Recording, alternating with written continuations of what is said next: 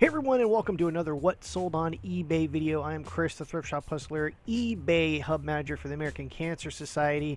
For those that are new to the channel, definitely go down there, click the subscribe button. We're going to go over some of the items that we sold here on eBay. And there's definitely some cool bolos, and we're going to take a deep dive into this. If you definitely enjoy these shows, definitely click the like button. And like I said, if you're new, we're trying to reach 10,000 subscribers. Definitely go down there and click the subscribe button. So let's get right into it. We have some really cool stuff, and like I said, we're going to do a deep dive today on some certain items, so you don't want to miss out. Up first, we have this Valentina Arach original oil painting. I'm probably butchering this name. This is a Russian artist. This is an oil painting, and for those that don't know, the oil paintings are usually these thicker, kind of really hard paints. And you can actually feel them and touch them with your fingers and things like that. And I've got a lot of questions about art over the last year. And one of the best pieces of advice I can give is if you can figure out the last name, is just go to askart.com, which is right here. You put in the name, click the little button right here, and it'll actually take you to the artist. If you have like a first name and part of a last name, you can even search alphabetically up here, and it'll give you a little bit of a start in searching for your artist that you have potentially. What I will say is, if you find an artist that has a lot of stuff going on in their page, in their profile page here, that usually indicates that there's some value to their art. So like this particular artist has one auction record, one selected works, not really much going on. I had to do a little bit of a deep dive on this particular artist, and you will find in some cases that your artist will not even be on here. That just means that they're literally like an artist that might have been someone that there's millions of artists out there, so there's going to be artists that no one knows about, no one cares about, and even though their work might be amazing and all that kind of stuff, it's the secondary market that usually determines the worth of something. Why a Jackson Pollock painting is worth $100 million when another painting of someone that is alive today is doing amazing can go for like $10. So art's very subjective, but definitely go to askart.com. So that's a huge pro tip for everyone out there today. Basically, this was a little oil painting. This sold for $49.99. Shipped very, very easily. It's not one of those large paintings which could take up a lot of room, and you need to order specialty boxes for those. If you are going to be selling art, I highly suggest not to Frankenstein a box, but to actually find a box that fits perfectly. If you have like a mail boxes, etc., or one of those UPS stores in your neighborhood or in your town, they have moving boxes that are specifically for mirrors, and they're going to cost you about $14 a pop. But if you sell a $1,000 painting, it's definitely worth the investment for shipping something properly. And I have lots of videos on that, so definitely check that out. Up next, we have this Beanie Baby lot. We sold 100 Beanie Babies for $99.99. $100 is about $1 a Beanie Baby. This was part of the Bulkamania promotion that we had about a couple months ago or a month ago, and this was a really good deal. Pretty much all these Beanie Babies were in mint condition. Most of them had their little protector tags. All of them had their tags, of course, and this was a really good sale. Beanie Babies, for the most part, aren't worth a ton of money. I do have a couple videos, and I will post a Beanie Baby video up here on the back end. So if you're not familiar with Beanie Babies, this is a must-watch for sure. And like I said, this is a great collection. Someone bought this real quick, and even if you can get $2 a piece for these, you'll be doubling your money. And there was a lot of, not rarer ones, because the rare ones are very hard to find, but there was a lot of uncommon ones in this particular lot, especially when after the year 2000, when they kind of decreased production a little bit from the craze of the 90s. And for those that were around and remember that, and like I said, there's the first and second generation tags are usually the only Beanie Babies to look for. There are, of course, other Beanie Babies to look for, and like I said, definitely go and check that video out if you know nothing about Beanie Babies. Next up, we have this 6-inch vintage antique Art Deco Czech Bohemian amber glass crystal perfume bottle. Those are all the keywords smashed right into there. You get 80 characters, you might as well, right? And for those that don't know, pro tip, you don't have to type out vintage. You can just put VTG and it'll actually come up vintage in eBay. So if someone actually types in the whole word vintage, VTG will come up, or vice versa if you put in VTG in your title. A lot of people don't know that. You'll save about 4 characters, and so you can really keyword stuff. Now, I actually went and tried to find a master list of all the acronym words that eBay still accepts, and vintage is the only one I can find. Of course, NOS, MTM, MOB, mint in box, MIB, mint in box. Those you still have to type out, but VTG is the only one that I know of that if you put in VTG, vintage, the whole word vintage will actually come up in the searches too. So if you know any of those secret words, definitely let me know. Like I said, I spent a couple days one time doing research on that, trying to find acronym words so I can kind of like stuff, because you save basically 4 characters by using VTG instead of vintage. And I think I went on a little bit of a side note here. Bohemian glass, definitely perfume bottles are definitely things to look out for. If it's not labeled, this one happened to be particularly has a sticker on it. As you can see, it says Bohemian glass. Glass that's not labeled is so tricky because it could come from anywhere. It could come from any age, 60s, 70s, 80s, 90s, 2000s. You never know. Usually the older ones you can usually tell there's certain colors that those years produced. Like the 70s, this amber stuff, and the 60s was very popular in that kind of weird green too. And so once you start learning about glass, you kind of get a little bit of an eye for these particular things, and definitely the ones that are more expensive. Of course, Baccarat, crystal and all that stuff is very high end. But this kind of stuff was, mass produced. And usually a kind of a pro tip, but this isn't always 100% true. Let me see if I have a good picture of one of those. I don't. And I think this one has a side seam. I see it. Yeah. Usually glass that has seams usually isn't super high end. Just remember that. So if you have a nice piece of crystal or whatever that doesn't have a seam, it usually gives you a good indicator that you're onto the right path as far as value.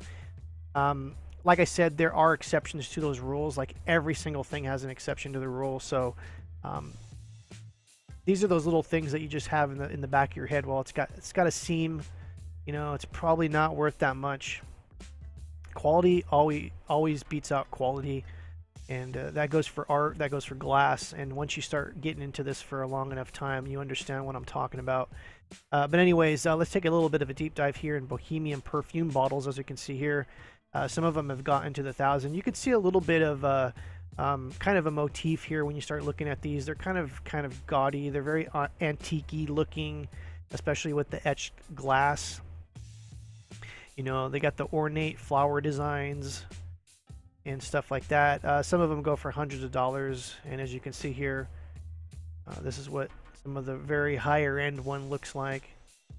Like I said, these very top ones, went for a couple $1,000s. This was a set right here.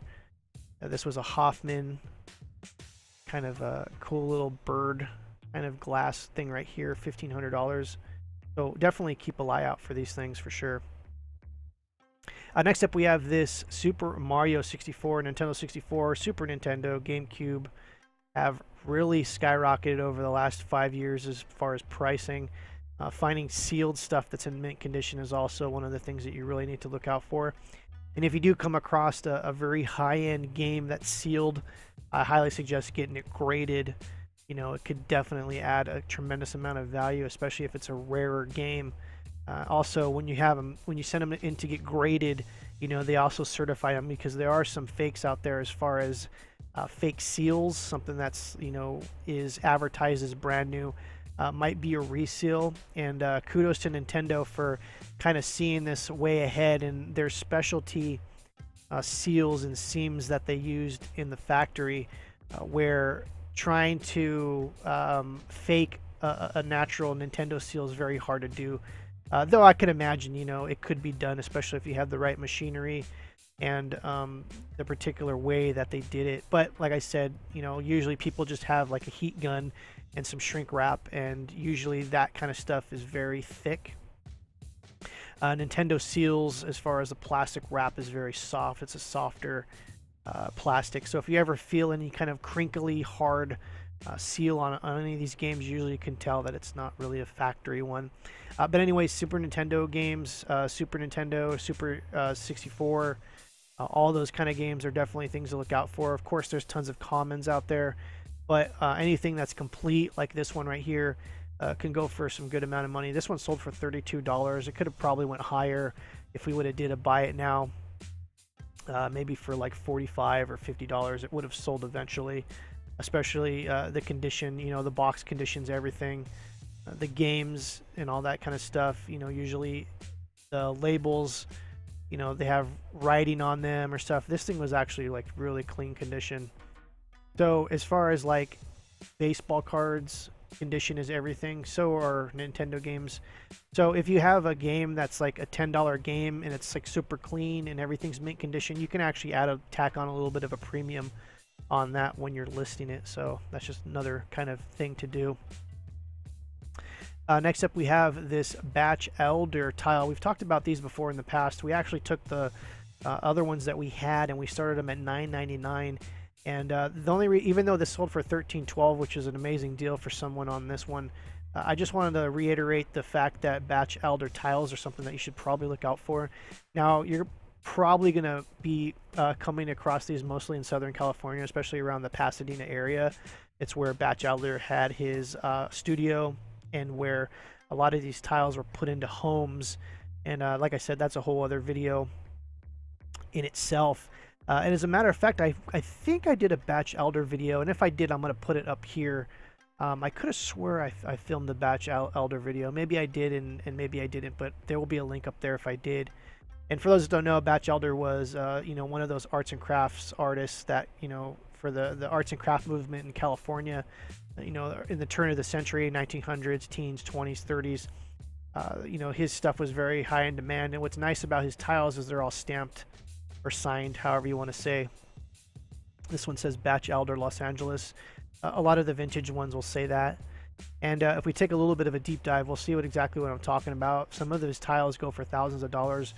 And like I said, you know, a lot of those tiles are in houses in Pasadena. And it's not uncommon for, if you see this piece went for $4,800. Sometimes when people redo houses, they'll save all the tiles. He also produced kits that were like, had all the tiles you needed, and you just had to put it together when you're doing a home. So those are still out there. I've seen those on the internet. So anyways, definitely look out for Batchelder tiles. They're definitely out there, especially if you're in the Southern California area. You know, he made a lot of these kind of ones that were in crates already, just ready to be installed. I've seen some soap dish ones that go into showers go for like less than $100, and they're worth way more than that. Those are worth, you know, in the $400 to $500. And so if you know what to look for and you're in a flea market or something in Southern California, definitely keep an eye out for Batchelder, Ernest Batchelder stuff. And I can't just say more about this stuff. It's just one of those things where, you know, these are just one of those random bolos that I learned just doing my thing. And you come across this stuff and you see there's this whole world of something you never knew that was, you know, valuable. Next up, we have these vintage bride and groom wedding cake toppers. Even though this only sold for $20, some of these actually can go for a lot of money. As a matter of fact, we probably should have split these up. That's what I'm saying. There's a lot of good deals in our shop. The link is going to be below. Sometimes, you know, we get the right people bidding and there's a bidding war. You know, I would say the value on these are at least worth 25 bucks a piece. I'm sure someone bought these and flipped these. You know, it's just one of those things where, you know, those vintage cake toppers, you got to watch out for those, you know, especially if you can find some in really good condition. There was one in here that was brand new that probably could have easily gotten $30 or $40 for. If we take a little bit of a dip into some of the solds for vintage cake toppers, as you can see, I put in VTG and it just comes up as vintage like we were talking about earlier. You know, it's uncommon to find a bunch of them that are over $50, especially the older ones. Like this is one from the 60s, sold for $45. plus shipping. There is also different types of porcelain ones. But any kind of odd cake topper type things, definitely look out for those. You know, you can find those at estate sales all the time, especially if for someone who's into arts and crafts or someone that saved their cake topper from, you know, from the 50s or the 40s. You know, there's some World War II ones of guys dressed up in military uniforms. Those can go for a pretty good amount of money. So yeah, it's definitely just one of those things to look out for sure. Once again, I'm Chris, the Thrift Shop Hustler. Hope you enjoyed this video. If you did, definitely click the like button. Subscribe if you're not subscribed, and we'll see you next time. Take care.